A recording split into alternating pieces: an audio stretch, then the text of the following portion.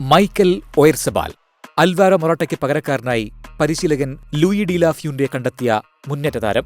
കഴിഞ്ഞ യൂറോ കപ്പിൽ പകരക്കാരനായി ഇറങ്ങി സ്പെയിനിനെ കിരീടത്തിലേക്ക് നയിച്ച സൂപ്പർ സബ്.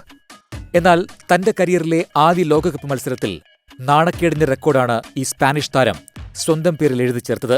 കേപ്പ് വെർദെക്കെതിരെ ആദ്യ 30 മിനിറ്റിൽ പന്തിൽ ടച്ച് ചെയ്യാൻ പോലും ഒയർസബാലിനായില്ല.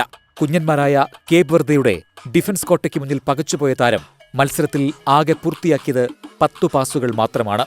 1966 ശേഷം ആദ്യമായാണ് ഒരു മുന്നേറ്റ താരം ഇത്രയധികം നിരാശപ്പെടുത്തുന്നത്. മത്സരം സമനിലയിലായതോടെ ഒയർസബാലിനെതിരെ വിമർശനവും കടുത്തു.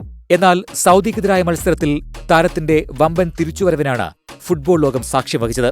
നോക്കൌട്ടിലെത്താൻ ജയമനിവാര്യമായ മത്സരത്തിൽ സൗദിയെ സ്പാനിഷ് പട ഗോളിൽ മുക്കി. ഇരട്ട ഗോളുമായി ടീമിനെ മുന്നിൽ നിന്ന് നയിച്ചതും അതേ ഒയർസബാൽ തന്നെ. 10-ാം മിനിറ്റിൽ ലമീൻ യമാലിന്റെ ഗോളിന് വഴിയൊരുക്കിയായിരുന്നു തുടക്കം. 21-24 മിനിറ്റുകളിൽ 2 തവണ ഗോളടിക്കുകയും ചെയ്തു.